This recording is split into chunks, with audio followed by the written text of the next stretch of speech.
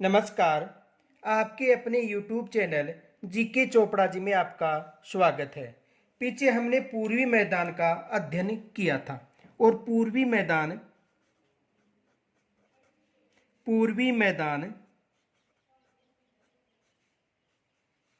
में हमने माही बेसिन का अध्ययन किया था और आज हमारा जो टॉपिक है वो है चंबल बेसिन।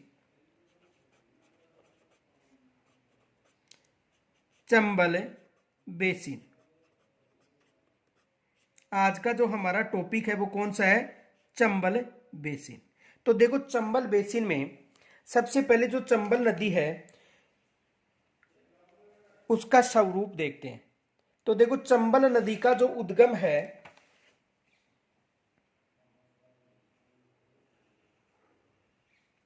वो विंध्याचल पर्वत श्रेणी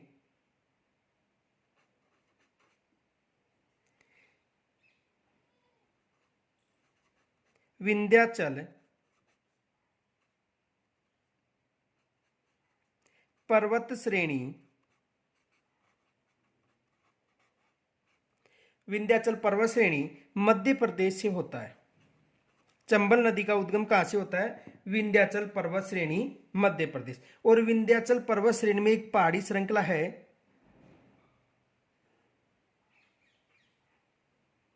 और उस पहाड़ी का नाम है जाना पावा की पहाड़ी। कौन सी पहाड़ी है? जाना पावा की पहाड़ी। कौन सी पहाड़ी श्रृंखला है? जाना पावा की पहाड़ी। यानी विंध्याचल पर्वत श्रेणी भी आ सकता है, जाना पावा की पहाड़ी। और जाना पावा की पहाड़ी के पास में जो स्थान है वो है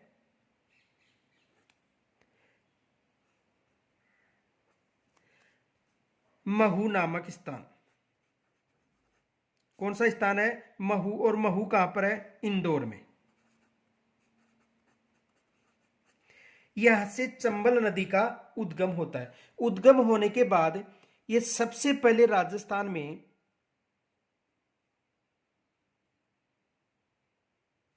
जो खंडित राजस्थान है, खंडित चित्तौड़गढ़,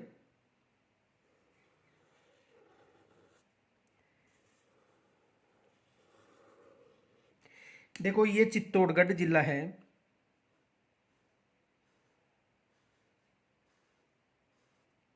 और चित्तौड़गढ़ का ये जो खंडित क्षेत्र है, जो कौन सा क्षेत्र है? भैंसरोडगढ़। ये दोनों कौन से क्षेत्र है? चित्तौड़गढ़।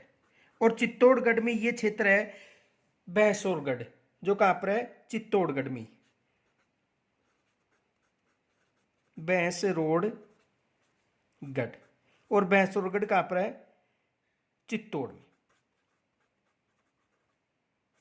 तो राजस्थान में ये प्रवेश कहां पर हो रही है? यहां से प्रवेश करती है। प्रवेश चौरासीगढ़ से। चौरासीगढ़ से। तो राजस्थान में प्रवेश कहां से हो रही है? चौरासीगढ़ से। चौरासीगढ़ से राजस्थान में प्रवेश होने के बाद में इसका बहाव क्षेत्र कोटा, बूंदी, सवाई माधोपुर,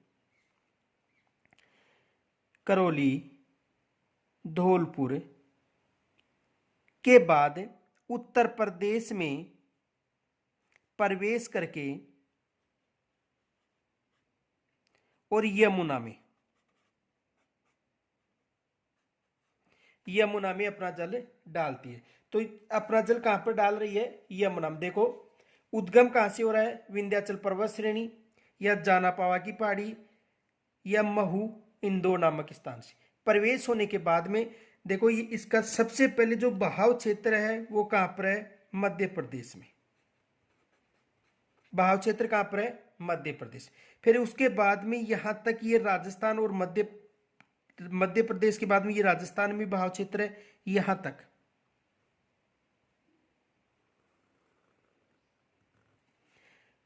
राजस्थान में। फिर उसके बाद में यहां तक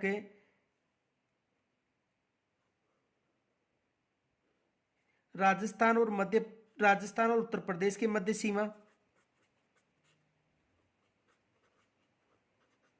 राजस्थान और उत्तर प्रदेश की मध्य सीमा बनाती है। और उसके बाद में उत्तर प्रदेश में बहती हुई अपना जल कहाँ पर डाल रही है, यमुना में। ये विशेष याद रखना। तो इस नदी में यानी ये मध्य प्रदेश में बहाव क्षेत्र यहाँ से लेकर यहाँ तक, राजस्थान में प्रवेश करने के बाद में यहाँ तक राजस्थानी बहाव क्षेत्र है। उसके बाद में राजस्थान और उत्तर प्रदेश के मध्य सीमा बनाती हुई अपना जल यमुना में उत्तर प्रदेश में जाकर डालती है। अब देखो इस नदी पर एक बांध तो मध्य प्रदेश में, और मध्य प्रदेश में कौन कहां पर है, देखो मंदसौर मध्य प्रदेश में गांधी सागर बांध निर्मित है। कौन सा बांध, गांधी सागर।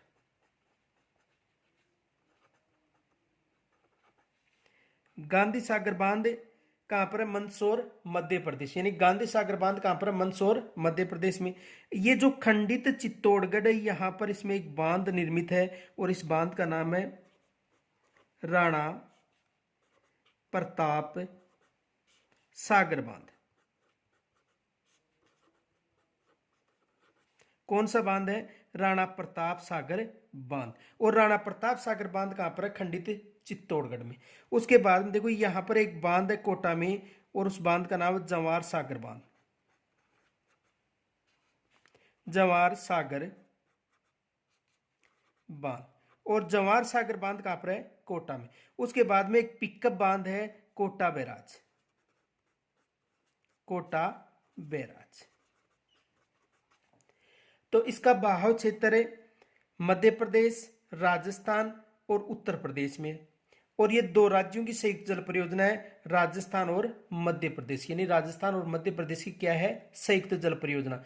तो देखो खंडित जिले राजस्थान में दो हैं, चित्तौड़गढ़ और अजमेर।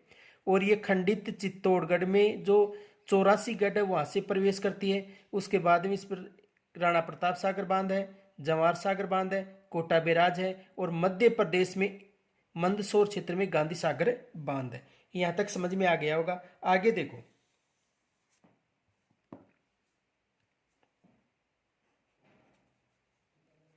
चंबल चंबल नदी का बहाव क्षेत्र है। चंबल नदी का बहाव क्षेत्र है। चंबल नदी का बहाव क्षेत्र है मध्य प्रदेश, राजस्थान व उत्तर प्रदेश में है। इसका बहाव क्षेत्र कहां कहां पर है, मध्य प्रदेश में, राजस्थान और उत्तर प्रदेश में। लेकिन यदि संयुक्त जल परियोजना पूछी तो केवल दो ही राज्यों की बतानी है। नोट, मध्य प्रदेश व राजस्थान की संयुक्त जल परियोजना है। संयुक्त जल परियोजना है। किन किन की संयुक्त जल परियोजना है, मध्य प्रदेश व राजस्थान की संयुक्त जल परियोजना। यानी दो राज्यों की संयुक्त जल परियोजना है, और तीन राज्यों में इसका बहाव क्षेत्र है, मध्य प्रदेश, राजस्थान और उत्तर प्रदेश। ये विशेष याद रखना। आगे देखो, चंबल का प्राचीन नाम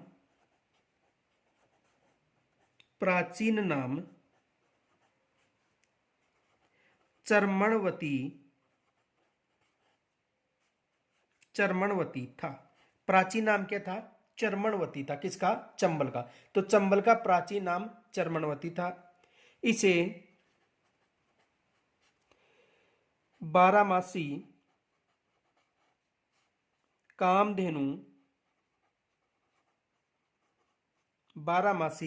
कामधेनु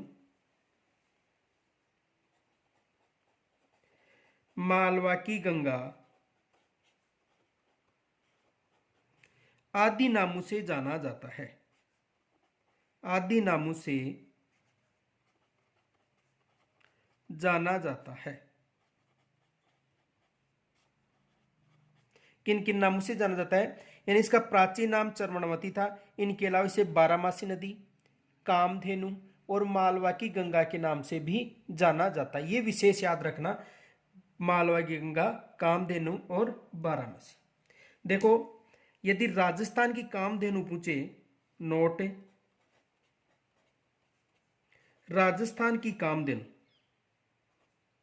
राजस्थान की कामधेनु, तो किसको बताना है, राठी गाय को। राजस्थान की कामधेनु क्या है, राठी, यानी जो राठी नस्ल की गाय है वो राजस्थान की कामधेनु है।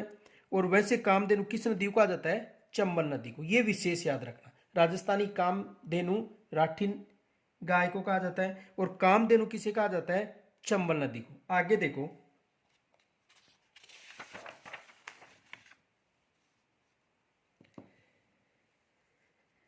चंबल बेसिन के क्षेत्र की,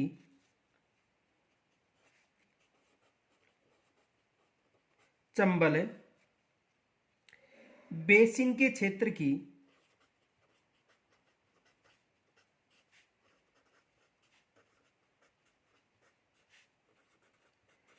चंबल बेसिन के क्षेत्र की स्थलाकृति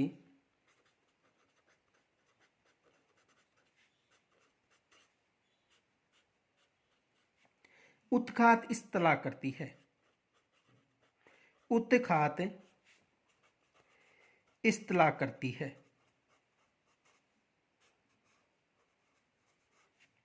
और यहां से रीट में एग्जाम में प्रश्न पूछा गया था कि किस नदी की भूमि को उत्खात भूमि कहा जाता है, तो किस नदी को कहा जाता है, चंबल बेसिन की भूमि को। देखो, जो चंबल है इसमें अवनालिका अपरदन सर्वाधिक पाया जाता है। तो देखो,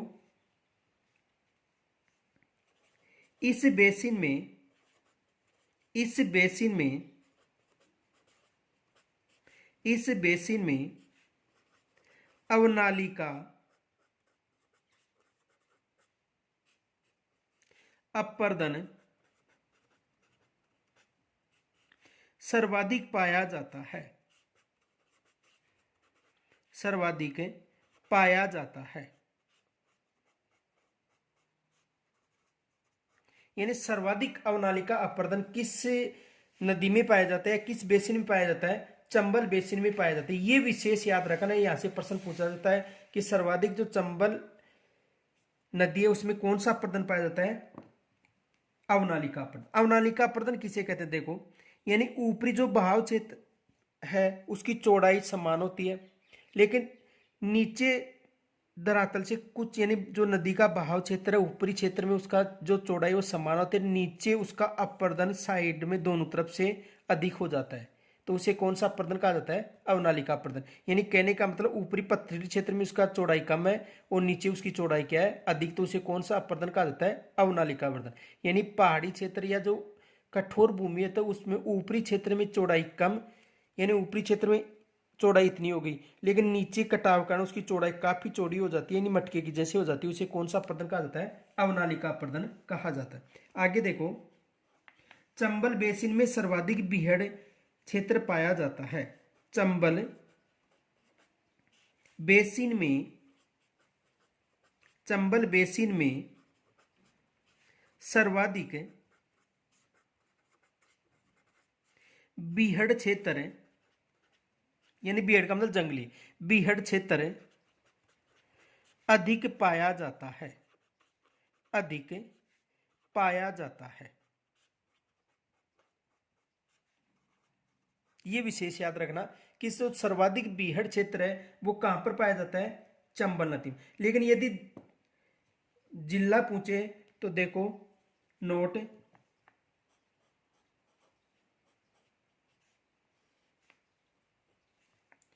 सर्वाधिक बीहड़, सर्वाधिक बीहड़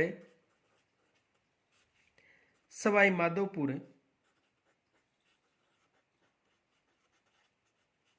करौली व धौलपुर, व धौलपुर में पाया जाता है, में पाया जाता है।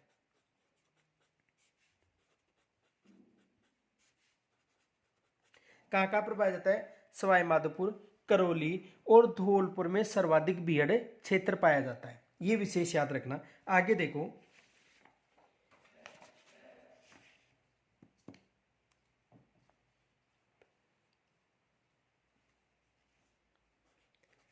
चंबल नदी, चंबल नदी राजस्थान में, राजस्थान में 84गढ़, चित्तौड़ से प्रवेश करती है, से प्रवेश करती है। कहां से प्रवेश कर रही है? 84गढ़ चित्तौड़गढ़ से राजस्थान में प्रवेश करती है। ये भी विशेष याद रखना, एग्जाम में पूछा गया था कि चंबल नदी राजस्थान में किस स्थान से प्रवेश होती है। तो चंबल नदी राजस्थान में किस स्थान से प्रवेश होती है? 84गढ़। और 84गढ़ ना आए तो पीछे बताया था खंडी चित्तौड़गढ़ में भैंसोरगढ़ क्षेत्र है। तो देखो, या तो 84गढ़ आ सकता है ऑप्शन में, और 84गढ़ ना आया तो ये कौन सा क्षेत्र है? भैंसोरगढ़। तो कहां से प्रवेश होती है? भैंसोरगढ़ से। आगे देखो,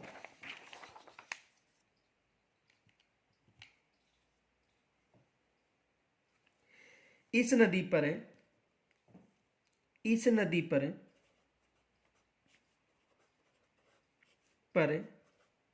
मंदसौर, और मंदसौर कहां पर है? मध्य प्रदेश।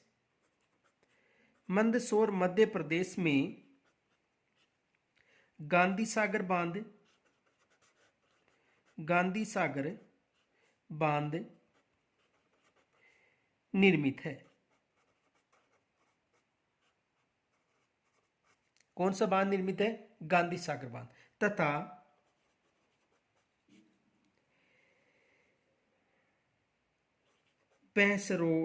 भैंसरोडगढ़ में राणा प्रताप सागर बांध, राणा प्रताप सागर बांध,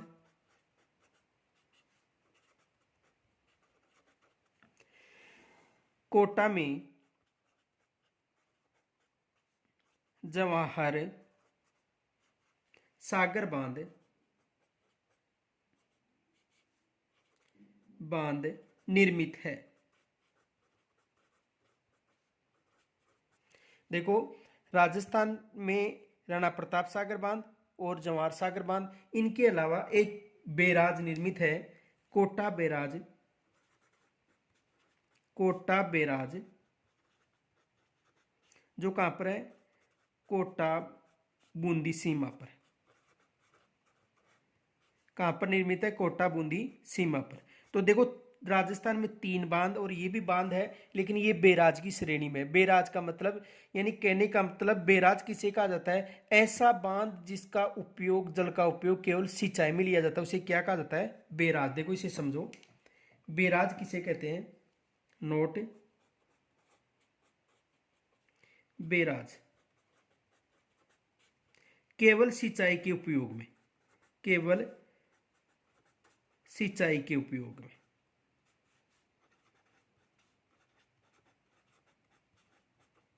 यानी ऐसा बांध जिसमें केवल जिसका जल सिंचाई में उपयोग में लिया जाता है, उसे क्या कहा जाता है? बैराज। यानी केवल, जैसे गांधी सागर बांध, इसका जल सिंचाई में भी उपयोग में लिया जाता है, विद्युत उत्पादन में भी उपयोग में लिया जाता है, पेयजल में भी उपयोग में लिया जाता है, अन्य कार्य में उपयोग में लिया जाता है, उसे परियोजना कहा जाता है। और जिसका केवल उपयोग जल का सिंचाई में किया जाए, उसे बैराज कहा जाता है। तो कोटा बैराज से केवल नहरें निकाली गई हैं सिंचाई के लिए। तो राजस्थान में 2 बांध हैं। कौन कौन से बांध हैं? राणा प्रताप सागर बांध, और कोटा में जवाहर सागर बांध, और कोटा बैराज। और इनके अलावा मध्य प्रदेश में कौन सा है? गांधी सागर बांध। ये विशेष याद रखना है। आगे देखो,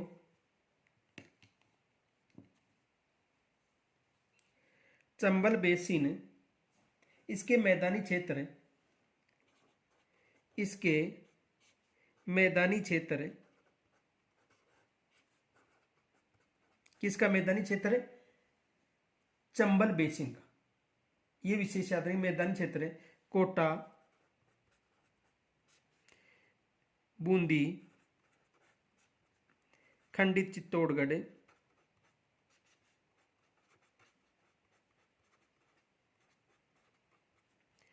सवाई माधोपुर, करौली व धौलपुर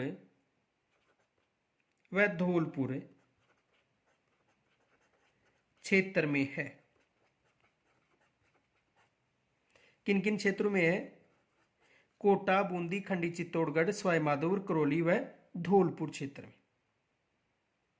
ये विशेष याद रखना इसका जो क्षेत्र है। अब देखो, इस भूभाग के दक्षिणी हिस्से में अनियमित पहाड़ियां जिन्हें डांग कहा जाता है। ये विशेष याद रखना कि जो चंबल बेसिन का जो दक्षिणी हिस्सा है उसमें अनियमित पहाड़ियां जिन्हें क्या कहा जाता है? डांग कहा जाता है। तो देखो, इस भूभाग के दक्षिण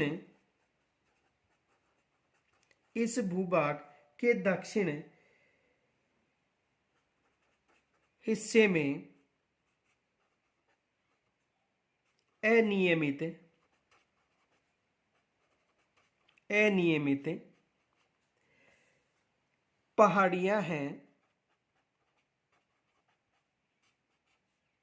अनियमित पहाड़ियां हैं, जिन्हें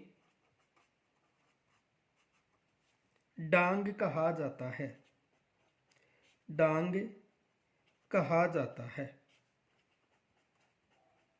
क्या कहा जाता है? डांग कहा जाता है। यानी इस भूभाग के जो दक्षिणी क्षेत्र है उसमें जो अनियमित पहाड़ियां हैं उन अनियमित पहाड़ियों को क्या कहा जाता है? डांग कहा जाता है। ये विशेष याद रखना कि अनियमित पहाड़ियों को क्या कहा जाता है? डांग कहा जाता है। अब देखो, भैंसौरगढ़ से 5 किलोमीटर दूर चूलिया जलप्रपात निर्मित है, जिसकी ऊंचाई कितनी है? 18 मीटर, और राजस्थान का सबसे ऊंचा जलप्रपात। ये विशेष याद रखना।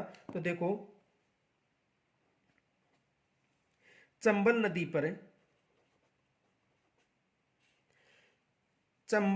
पर भैंसरोडगढ़ के पास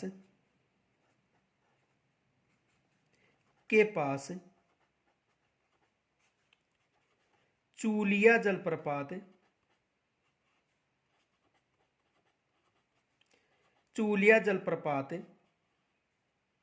और कितना मीटर है? 18 मीटर ऊंचा का निर्माण होता है।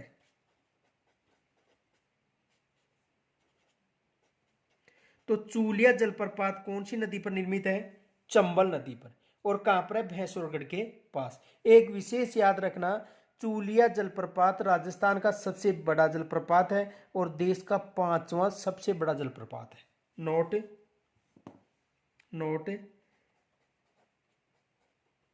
यह जलप्रपात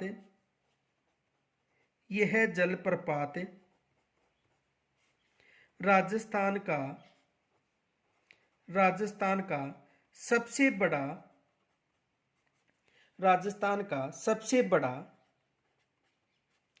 जलप्रपात है तथा देश का 5वां बड़ा जलप्रपात है। राजस्थान का सबसे बड़ा जलप्रपात है और देश का कौन सा जलप्रपात है? 5वां बड़ा जलप्रपात। ये विशेष याद रखना कि राजस्थान का सबसे बड़ा और देश का 5वां जलप्रपात है। आगे देखो,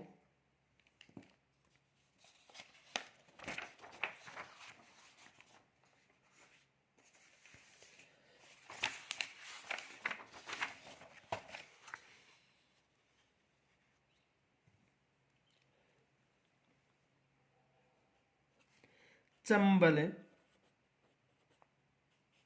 बेसिन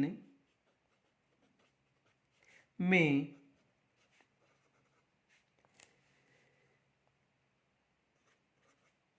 उपजाऊ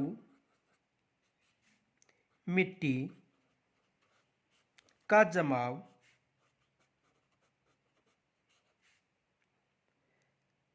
अधिक पाया जाता है, अधिक पाया जाता है।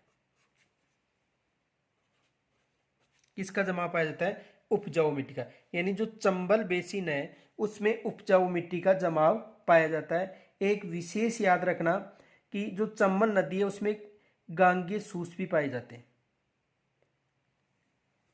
देखो, चंबल नदी में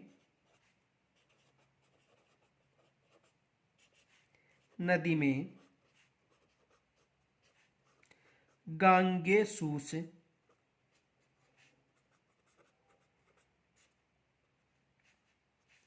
भी पाए जाते हैं।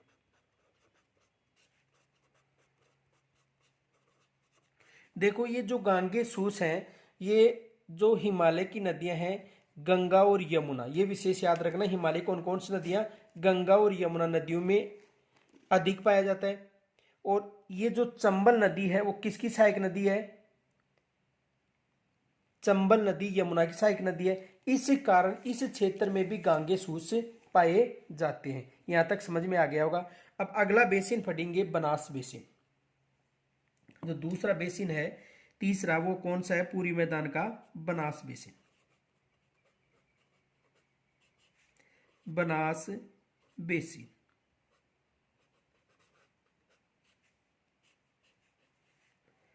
जो दूसरा बेसिन है वो कौन सा है? बनास बेसिन। बनास बेसिन। देखो, बनास बेसिन है,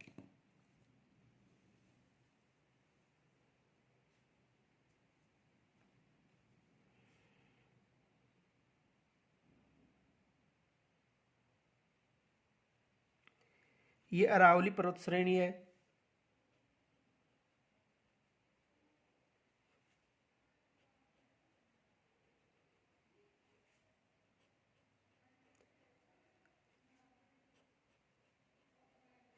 कौन सी पर्वत श्रेणी है? अरावली पर्वत श्रेणी।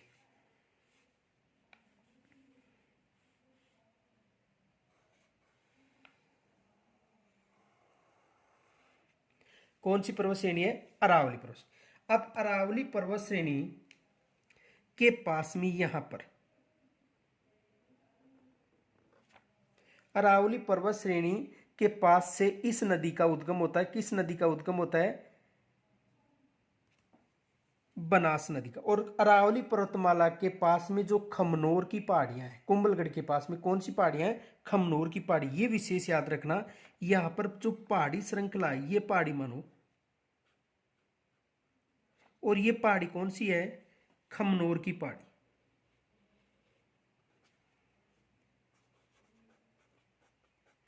खमनोर की पहाड़ी। अरावली पर्वत, ये कौन सी पर्वतमाला है? अरावली।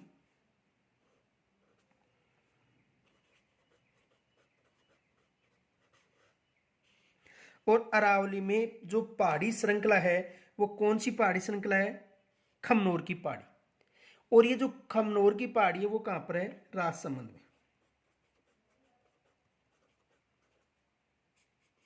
कहां पर है? राजसमंद।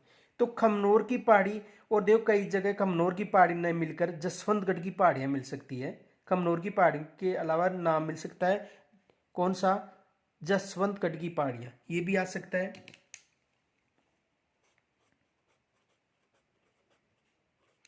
जसवंतगढ़ की पहाड़ी। वैसे अधिकतर खमनोर की पहाड़ियां ऑप्शन मिलता है, या राजसमंद से, या इस नदी का उद्गम होता है। किस नदी का उद्गम होता है? बनास नदी का। उद्गम होने के बाद में ये राजस्थान में बहती हुई अपना जल सवाई माधोपुर के पास में जाकर किस नदी में डालती है? चंबल नदी में। किस नदी में डाल रही है? चंबल नदी में। यह विशेष याद रखना। किस नदी की सहायक नदी है? चंबल की। किस नदी की सहायक नदी है? चंबल नदी की। और ये कौन सी नदी है? बनास नदी।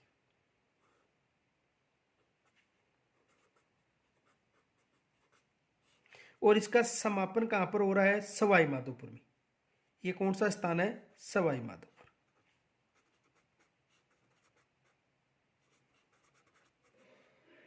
तो उद्गम कहां से हो रहा है?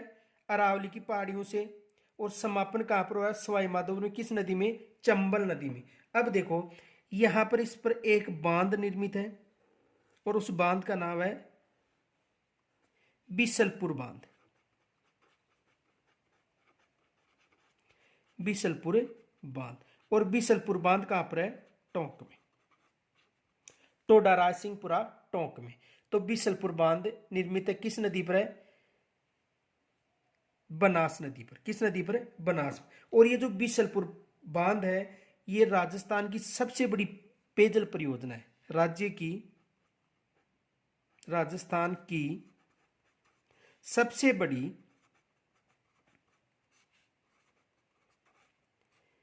पेयजल परियोजना। पेयजल परियोजना, ये विशेष याद रखना कि राजस्थान की सबसे बड़ी पेयजल परियोजना कौन सी है? बिसलपुर, जो कहां पर बांध है? टोंक में। तो देखो उद्गम हो रहा है अरावली पहाड़ियों से और समापन सवाई माधोपुर में। और सवाई माधोपुर में किस स्थान पर हो रहा है? जो चंबल नदी है उस पर सवाई माधोपुर में इसका समापन हो रहा है। यहां तक समझ में आ गया होगा। अब देखो ये जो क्षेत्र है इसमें इस नदी के बहाव क्षेत्र में भूरी मिट्टी का प्रसार है। किस मिट्टी का प्रसार है? भूरी मिट्टी का प्रसार। ये विशेष याद रखना कि बनास नदी के जो बहाव क्षेत्र है उसमें किस मिट्टी का प्रसार है? भूरी मिट्टी का प्रसार है। तो देखो यहां तक समझ में आ गया होगा। तो ये कौन सी अपवा तंत्र हो गया? चंबल नदी है। और चंबल नदी का उद्गम अरावली की पहाड़ी से और समापन सवाई माधोपुर। आगे देखो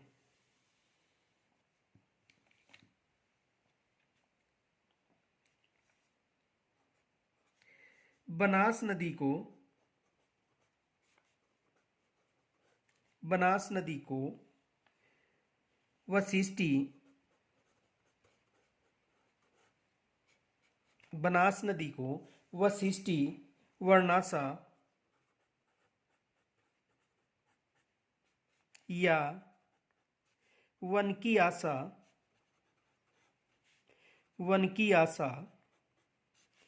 के नाम से भी जाना जाता है। भी जाना जाता है। किन किन नाम से? वशिष्ठी भी आ सकता है, वर्णासा भी आ सकता है और वनकी आसा भी। अब देखो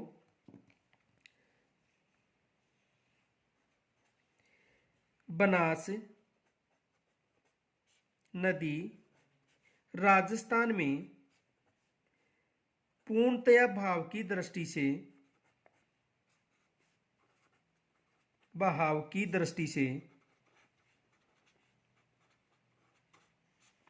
से सबसे बड़ी नदी है। यानी पूर्णता बहाव की दृष्टि यानी राजस्थान में बहने वाली ये सबसे बड़ी नदी है। कौन सी नदी है? बनास नदी। ये विशेष याद रखना। सबसे लंबी नदी तो चंबल है लेकिन राजस्थान में बहने वाली सबसे लंबी नदी कौन सी है? बनास नदी है। अब देखो जलवायु की दृष्टि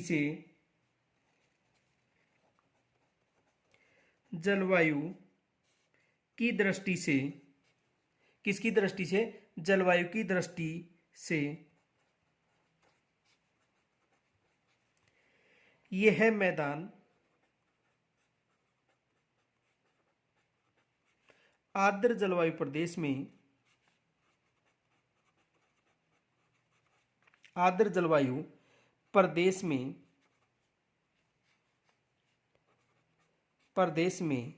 शामिल है। किस जलवायु प्रदेश में? आर्द्र जलवायु प्रदेश में शामिल है। कौन सा बेसिन? बनास बेसिन। ये विशेष याद रखना। और इस भूभाग की जो मिट्टी है वो कैसी मिट्टी है? जलोढ़ मिट्टी। तो देखो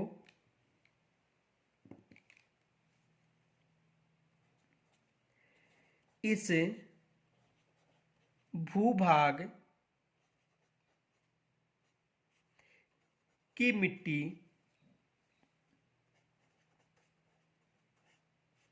जलोढ़ मिट्टी है। कौन सी मिट्टी है? जलोढ़ मिट्टी है। इन इस भूभाग की जो मिट्टी है जलोढ़ मिट्टी, लेकिन जो बनास नदी का जो बहाव क्षेत्र है इसमें भूरी मिट्टी का प्रसार भी अधिक माना जाता है। तो देखो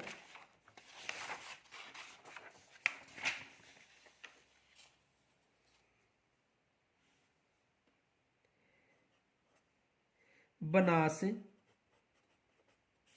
बेसिन में भूरी मिट्टी का जमाव भी पाया जाता है।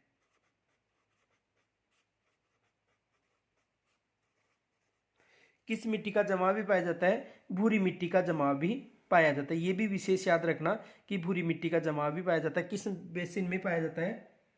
बनास बेसिन। आगे देखो, इस मैदान का पश्चिमी भाग या यह मैदान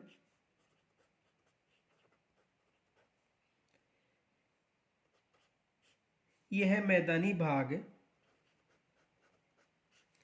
पश्चिमी क्षेत्र में या पश्चिम दिशा मान लो या पश्चिम में 50 सेंटीमीटर या 500 मिलीबार वर्षा रेखा से विभाजित होता है।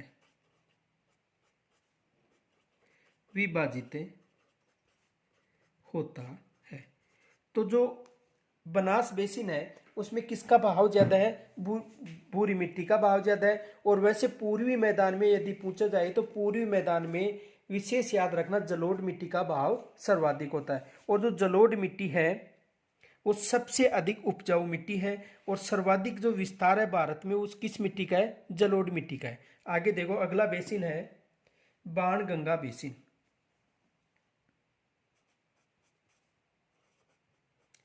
बाणगंगा बेसिन पूर्वी मैदान का अगला बेसिन कौन सा है? बाणगंगा बेसिन। देखो, यह राजस्थान की एकमात्र ऐसी नदी है जो अपना जल सीधा यमुना में डालती है। ये विशेष याद रखना कि राजस्थान की एकमात्र नदी जो सीधा जल अपना यमुना में डालती है वो कौन सी नदी है? बाणगंगा नदी। तो देखो, ये यमुना नदी है और कहां पर? उत्तर प्रदेश में। और ये कौन सी नदी है? बाणगंगा नदी।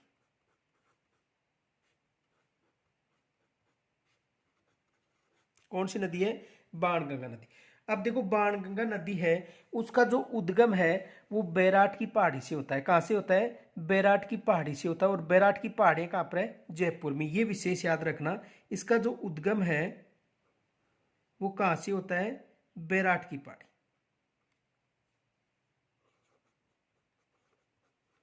बैराट की पहाड़ी। और बैराट की पहाड़ी कहां पर है? जयपुर में। देखो, यहां पर बैराट सभ्यता भी विकसित हुई है। तो बैराट की पहाड़ी से किस नदी का उद्गम होता है? बाणगंगा नदी का। और इस नदी को अर्जुन की गंगा, ताला नदी या रुंठित नदी के नाम से भी जाना जाता है। किसके नाम से जाना जाता है? देखो, इसका जो बहाव क्षेत्र है वो जयपुर, कौन सा जिला है? जयपुर क्षेत्र। जयपुर क्षेत्र के बाद में देखो इसका जो कुछ क्षेत्र है वो दौसा क्षेत्र में भी है इसका जो बहाव क्षेत्र। तो जयपुर, जयपुर के बाद में दौसा, दौसा के बाद में कुछ क्षेत्र भरतपुर और धौलपुर में बहने के बाद में अपना जल कहाँ पर डाल रही है? यमुना नदी में। ये विशेष याद रखना। तो जयपुर क्षेत्र, दौसा क्षेत्र और भरतपुर क्षेत्र, कुछ क्षेत्र है धौलपुर में भी। तो जयपुर, जयपुर के बाद में दौसा, दौसा के बाद में देखो यहाँ पर भरतपुर और इसका कुछ बेसिन किस में है? धौलपुर में भी शामिल है। तो यहाँ पर बहने के बाद में अपना जल कहाँ पर डाल रही है? यमुना में। तो देखो जयपुर, दौसा, भरतपुर, कुछ क्षेत्र धौलपुर का भी बताना है। कुछ क्षेत्र यदि पूछे तो धौलपुर क्षेत्र में इसका बेसिन है। वैसे पूर्णतः भाव अगर देखा जाए तो केवल भरतपुर में है, लेकिन इसका जो बेसिन क्षेत्र वो धौलपुर में भी है। तो देखो जयपुर, दौसा और भरतपुर में बहने के बाद में अपना जल कहाँ पर डाल रही है? यमुना में। अब देखो इस नदी को अर्जुन की गंगा, अर्जुन की गंगा, ताला नदी, अर्जुन की गंगा, ताला नदी और रुंठित नदी, नदी के नाम से भी जाना जाता है। किस किन के नाम से? अर्जुन की गंगा, ताला नदी और रुठित नदी के नाम से भी किसे जाना जाता है? बाणगंगा नदी को। तो देखो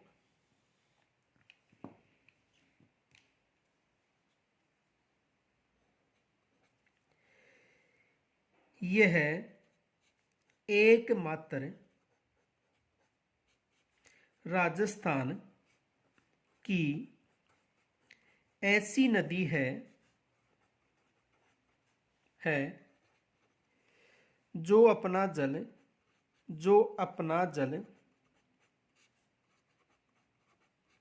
सीधा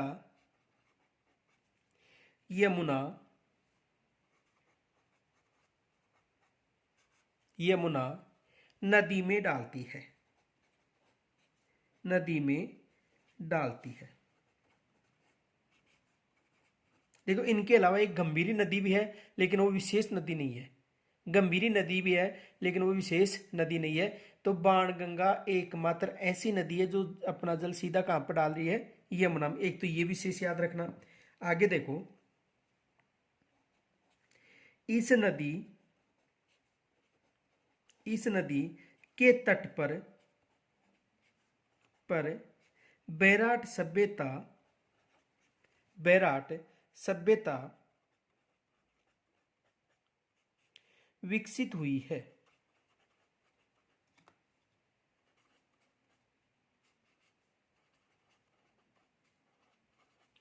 कौन सी सभ्यता विकसित हुई है? बैराट सभ्यता विकसित हुई। ये विशेष याद रखना कि किस नदी के तट पर बैराट सभ्यता विकसित हुई तो या स्थित है। तो किस नदी के तट पर? बाणगंगा नदी के तट पर। आगे देखो इसका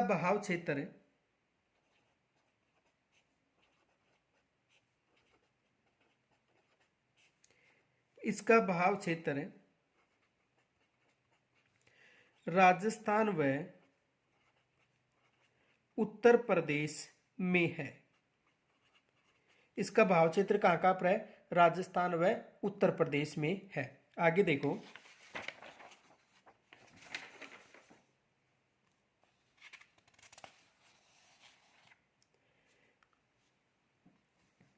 बाणगंगा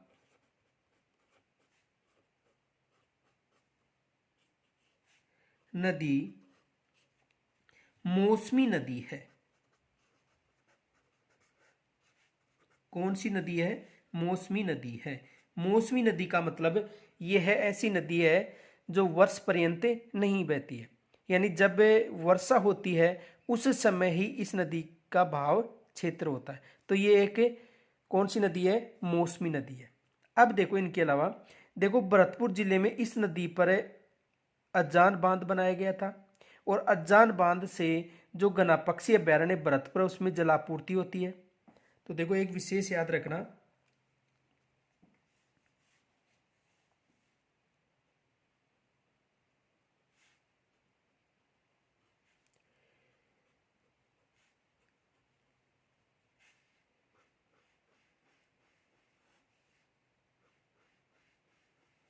देखो ये तो यमुना नदी है और ये बाणगंगा नदी है।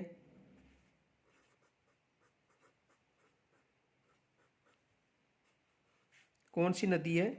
बाणगंगा। और एक छोटी नदी और है गंभीरी नदी।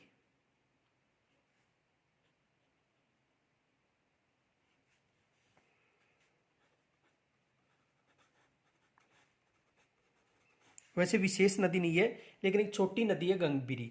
अब देखो यहां पर इन दोनों नदियों के मध्य विशेष बाणगंगा के पास, दोनों नदियों के मध्य और विशेष बाणगंगा के बाद एक बांध निर्मित है, और वो बांध कौन सा है?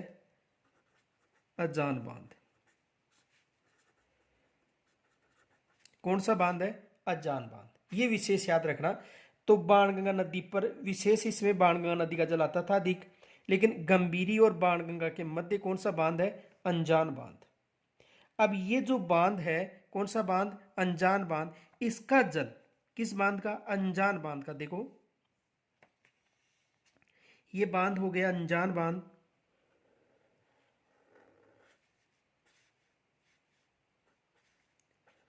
अजान बांध। और इस बांध का जो जल था वो एक अभ्यारण्य, गनापक्षी अभ्यारण्य। गनापक्षी अभ्यारण्य कहां पर है? भरतपुर में। गनापक्षी अभ्यारण्य। तो गनापक्षी अभ्यारण्य में किस बांध का जल जाता था? अजान बांध का। यानी देखो बाणगंगा नदी के पास में या गंभीरी और बाणगंगा के मध्य एक बांध है अजान बांध, यह अजान बांध हो गया। और इस बांध का जो जल है वो कहां पर ले जाया जाता था? गनापक्षी अभ्यारण्य में। ठीक है। तो इस नदी का जल, यानी ये नदी कौन सी है? मौसमी नदी है। और इस नदी का जल सूखने के कारण, यानी पानी कम है, बहाव वर्षा के समय होता है, तो यहाँ पर पानी कम हो गया। तो ये जो गनापक्षी अभ्यारण्य है इसे विश्व धरोहर सूची में 1985 में रखा गया था। कब रखा गया था? 1985 में गनापक्षी अभ्यारण्य को विश्व धरोहर सूची में रखा गया था। तो यूनेस्को ने यह चेतावनी दी है कि यदि यहाँ पर पानी की आपूर्ति नहीं होती है तो इसे विश्व धरोहर सूची से हटा लिया जाएगा। इस कारण वर्तमान में जो पांचना बांध है करौली के पास में, उस पांचना बांध से यहाँ पर पानी की आपूर्ति की जा रही है। तो देखो इस नदी के पास में कौन सा बांध है? अनजान बांध निर्मित है। तो देखो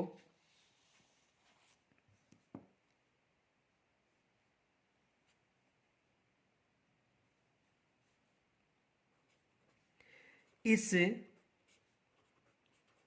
नदी पर अजान बांध बनाया गया था।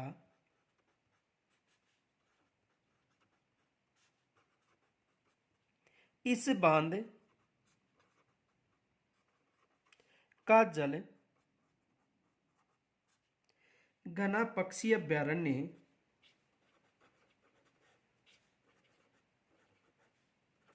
या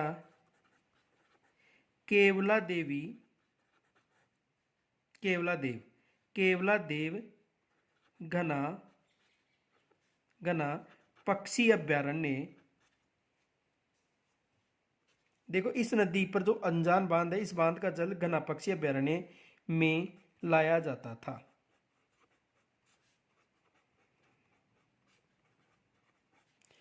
किस अभ्यारण्य में लाया जाता था? घनापक्षी अभ्यारण्य या केवला देव घनापक्षी। केवला देव याद रखना है, केवला देवी करौली में है। यह कौन सा अभ्यारण्य है? केवला देव। देखो यदि केवला देव आए,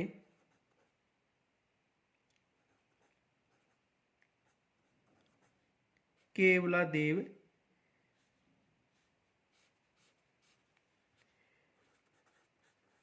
केवला देव घना पक्षी अभ्यारण्य। तो ये तो कहां पर है? भरतपुर में। और केवला देवी अभ्यारण्य कहां पर है? करौली में। ये विशेष याद रखना, ये केवला देव है और ये केवला देवी है। तो इस बांध का जो जल है वो कहां पर लाया जा रहा था? केवला देव गनापक्षी अभ्यारण्य में। ये विशेष याद रखना। लेकिन इस बांध में पानी कम होने के कारण, किस बांध में? अनजान बांध में पानी की कमी होने के कारण, देखो नोट में लिखा देता हूं, नोट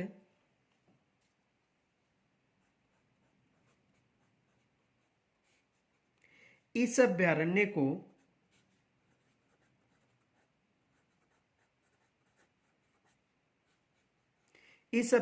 को यूनेस्को के द्वारा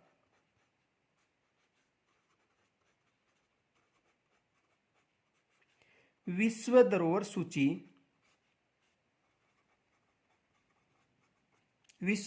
सूची और कब 1985 में शामिल किया था।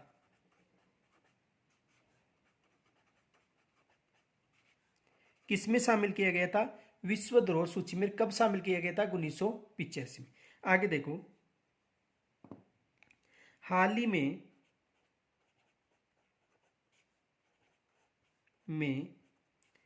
इस बांध के जल की आपूर्ति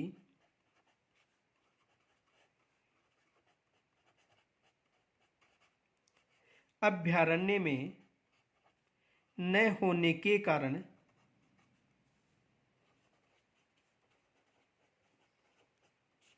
यूनेस्को ने चेतावनी दी है कि यदि पानी की आपूर्ति नहीं होती है तो इसे विश्व धरोहर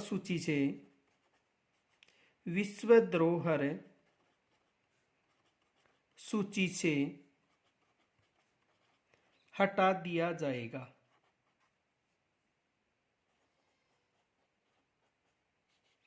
और विश्व धरोहर सूची से हटाने का कारण है कि ये जो अभ्यारण्य है, इस अभ्यारण्य में देश विदेश से पक्षी आते हैं।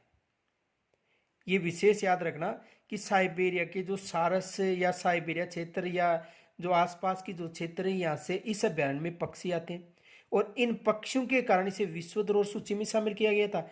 और यहाँ के जो पक्षी हैं उनके लिए पानी की आवश्यकता की जो पूर्ति है वो किस बांध से हो रही थी? अजान बांध से। यदि यहाँ पर पानी की आपूर्ति न हुई तो इसे विश्व धरोहर सूची से हटा लिया जाएगा। इसी कारण वर्तमान में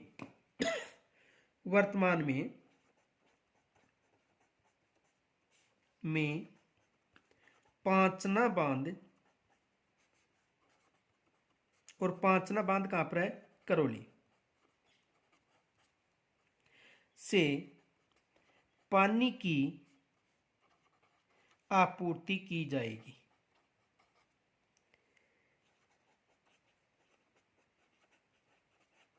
यहां तक समझ में आ गया होगा। तो पांचना बांध किस नदी पर निर्मित है? तो पांचना बांध बाणगंगा नदी के पास निर्मित है। अब आगे देखो इस टॉपिक से जो प्रश्न है वो कौन कौन से बन सकते हैं।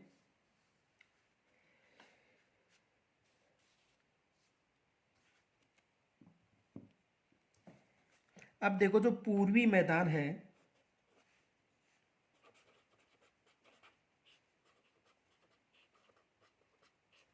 तो पूर्वी मैदान में आर्द्र जलवायु पाई जाती है। कौन सी जलवायु पाई जाती है? आर्द्र जलवायु। ये विशेष याद रखना कि पूर्वी मैदान में कौन सी जलवायु पाई जाती है? आर्द्र जलवायु। इनके अलावा जो पूर्वी मैदान है, इस मैदान में भरतपुर व गुड़गांव नहर भी प्रमुख है। भरतपुर व गुड़गांव नहरें प्रमुख हैं। तो पूर्वी मैदान में कौन कौन सी नहरें हैं? देखो, भरतपुर नहर, गुड़गांव नहर, ये प्रमुख नहरें हैं। आगे देखो, पूर्वी मैदान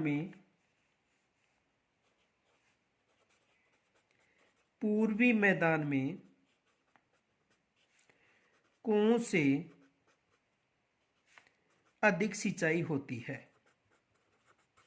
अधिक सिंचाई होती है। ये भी विशेष याद रखना कि पूर्वी मैदान में किन से अधिक सिंचाई होती है, कुओं से। इनके अलावा देखो नहरों से भी सिंचाई होती है, इनके अलावा नलकूपों से भी होती है, लेकिन सर्वाधिक जो सिंचाई होती है वो किससे होती है, कुओं से सर्वाधिक सिंचाई होती है। इनके अलावा इस ये जो मैदान है, इस मैदान में गेहूं, जौ, चना, जवार, बाजरा आदि फसलें अधिक बोई जाती है। तो देखो क्वेश्चन देखो, कौन सा भौतिक प्रदेश, कौन सा भौतिक प्रदेश अधिक जनघनत्व के लिए प्रसिद्ध है? कौन सा भौतिक प्रदेश अधिक जनघनत्व के लिए प्रसिद्ध है? तो ये एक विशेष याद रखना, कौन सा आएगा, पूर्वी मैदान। कौन सा मैदान है, पूर्वी मैदान। जो पूर्वी मैदान है वो जनघनत्व के लिए अधिक प्रसिद्ध है। कारण ये है क्योंकि पूर्वी मैदान में जलोढ़ मिट्टी का जमाव है, और जलोढ़ मिट्टी के कारण यहाँ पर जनसंख्या अधिक निवास करती है, जलोढ़ मिट्टी उपजाऊ मिट्टी होने के कारण। यानी पूर्वी मैदान में कौन सी मिट्टी है, जलोढ़ मिट्टी, और जलोढ़ मिट्टी अधिक उपजाऊ होने के कारण यहाँ पर अधिकतर मनुष्य निवास करते हैं। आगे देखो अगला प्रश्न,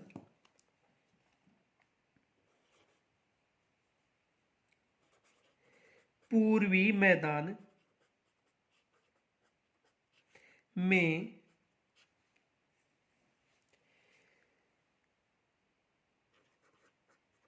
कौन सी मिट्टी का जमाव पाया जाता है? तो कौन सी मिट्टी का जमाव पाया जाता है, जलोढ़ या दोमट मिट्टी। ये विशेष याद रखना, जलोढ़ या दोमट मिट्टी, जलोढ़ या दोमट मिट्टी। किस मिट्टी का जमाव अधिक पाया जाता है, जलोढ़ या दोमट मिट्टी का सर्वाधिक प्रभाव, ये सर्वाधिक जमाव पाया जाता है। जलोढ़ मिट्टी नदियों के द्वारा लाकर बिछाई गई मिट्टी को कौन सी मिट्टी कहा जाता है, जलोढ़ मिट्टी कहा जाता है। इनके अलावा देखो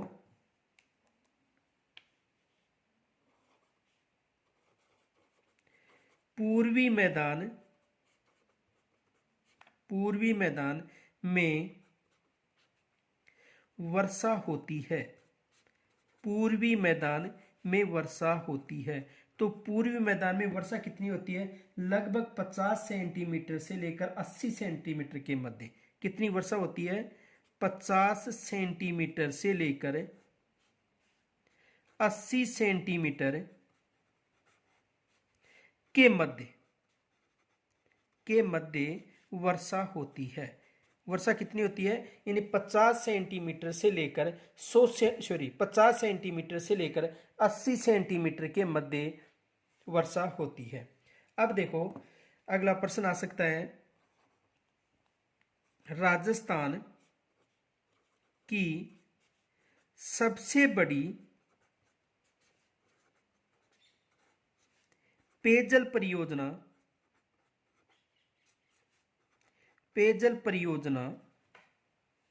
राजस्थान के किस भौतिक प्रदेश में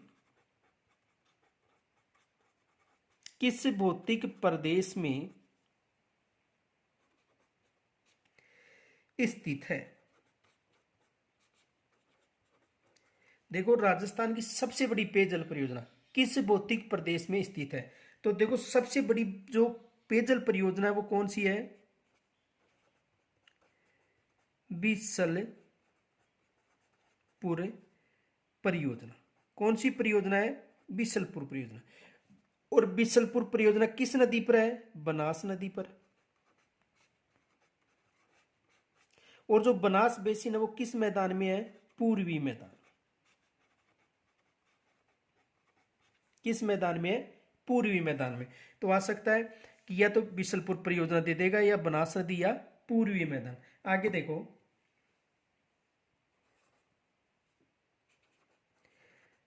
चंबल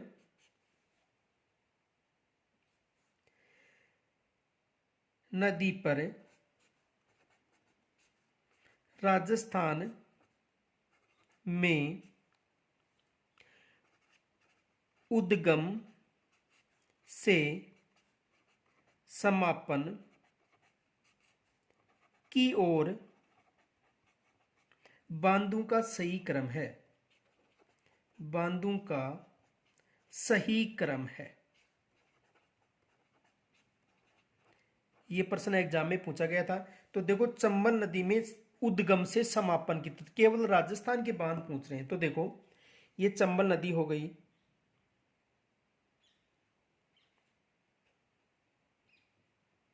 कौन सी नदी है? चंबल नदी।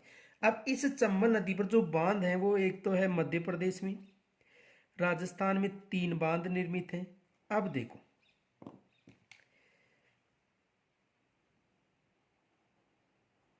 ये तो हो गया मध्य प्रदेश और ये है राजस्थान। तो देखो, मध्य प्रदेश में तो इस पर कौन सा बांध है? गांधी सागर बांध।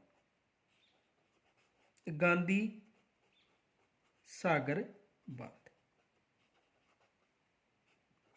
और केवल पूछ रहा है उद्गम यहां पे मध्य प्रदेश से और समापन यमुना नदी। देखो, उद्गम कहां से हो रहा है? मध्य प्रदेश से, और समापन कहां पर हो रहा है? यमुना नदी। ठीक है। अब ये तो मध्य प्रदेश में, लेकिन ये पूछ रहा है कि उद्गम से समापन की ओर राजस्थान में। तो राजस्थान में देखो, ये तो जो बांध है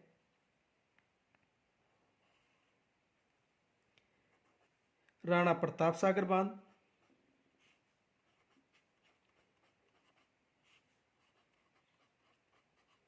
कौन सा बांध है? राणा प्रताप सागर बांध। और ये बांध है जवाहर सागर बांध।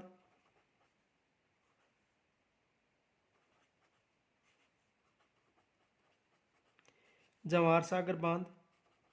और ये कौन सा बांध है? कोटा बैराज।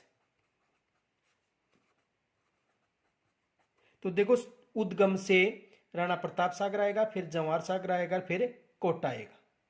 तो ये जो प्रश्न है, इसकी रूपरेखा मैंने आपको बता दी है।